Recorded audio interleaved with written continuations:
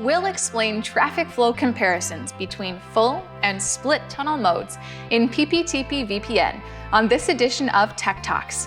Next. For this video, we'll be using the Cisco RV Series router and working on a Windows system. In this situation, our PPTP server is configured on the router.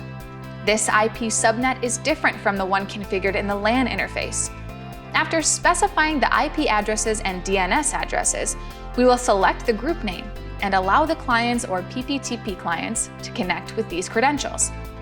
Finally, we'll keep the MPPE encryption as none.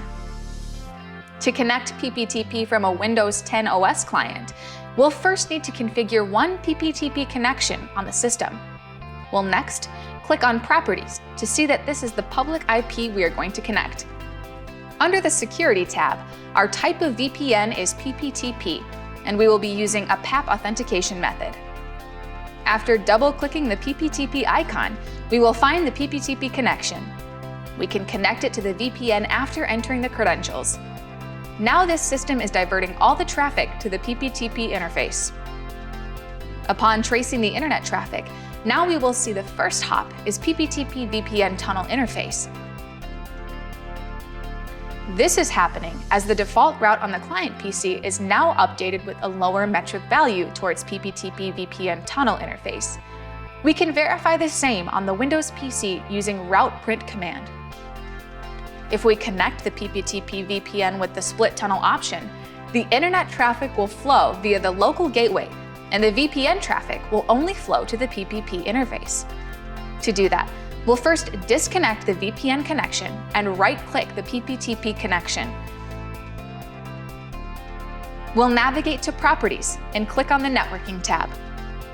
Once we select the Internet Protocol version 4, we can click its properties and view its advanced properties. We can see that under the IP settings, Use Default Gateway on Remote Network is checked. This is why any traffic was diverted to the default gateway interface previously in full tunnel mode. In case we want to configure this split, we need to uncheck this option.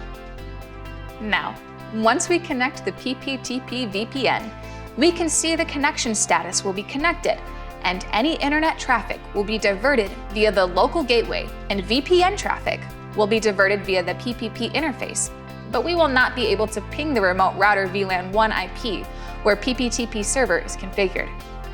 Upon applying the route print command, now we will see only one default route towards the local gateway interface, and for the PPTP VPN traffic, another route is showing towards PPP tunnel interface with next lower metric value.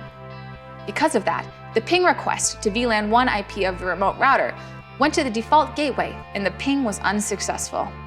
To resolve this, we can add a route to the Windows system so that we can ping the VLAN 1 interface. To add a route on Windows, we'll need to make sure we're logging in as administrator.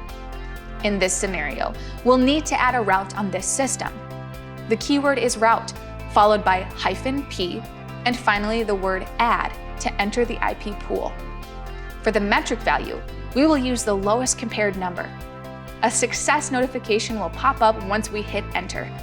We will now be able to ping the remote VLAN 1 IP. And that's how traffic flows in full and split tunnel options under PPTP VPN. Thanks for watching Tech Talks from Cisco. We'll see you next time.